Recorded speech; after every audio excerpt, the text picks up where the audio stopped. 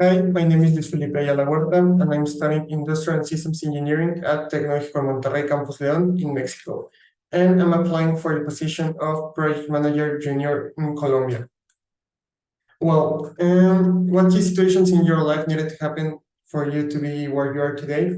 Well, I think that one of the most important things was that I've always been so, well, really good at organizing myself, my things to do, and I've always been very responsible. So for my whole life, for my whole student life, I've been able to give like my maximum effort and get away with a lot of really good grades.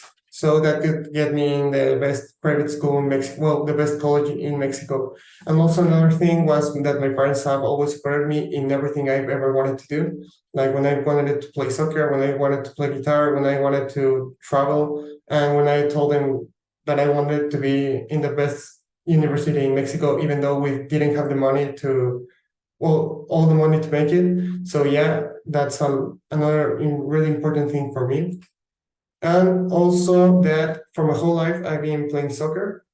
So to get into the, well, as I told you before, we didn't have the enough money. So to get in, I needed a scholarship. So I got a sports scholarship playing soccer.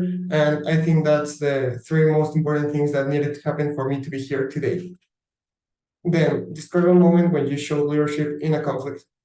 Well, as I told you, I've been playing soccer since I was 5 years old, so it's almost 17 years from right now. Yeah, it's a lot.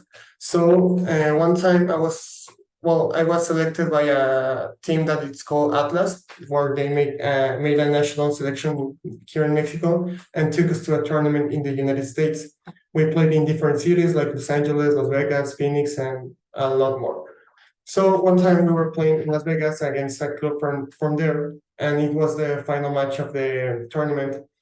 And by halftime, we were losing 2-0. So it was like a really difficult situation for us because we were all stressed out. We were desperate for making a goal and we couldn't. So at halftime, I made a speech for my teammates and for my teammates. And I told them that we needed to like wake up, to be more active, to move more, to be more passionate about it. So when we got in the second half of the game, we could tie it. We made two goals. Actually, I gave the assist for one. So yeah, I think that's one time that I showed the most leadership because we were all very sad, very desperate, very stressed out because it was a really difficult situation.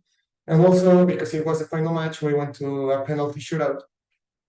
And because I wanted to inspire my teammates and everything, I took the first one because if you know soccer, you know that the first penalty is always like one of the most difficult because if you don't score it, you you like stress out more and more and more and more your teammates. So yeah, I said I wanted to take the first one so I could inspire them and motivate them to win. And also I was the captain, the team's captain. So yeah, it was a really important role for me, and I needed to do that. Yeah. Also, share a memory when a project didn't work out, and how did you handle it? Well, at my university, we work with a lot of companies every semester. So one time we were working with a company that do like plastic pieces for cars, yeah, with plastic injection. And so that time the CEO and the administrative people of the company were like so tough to deal with.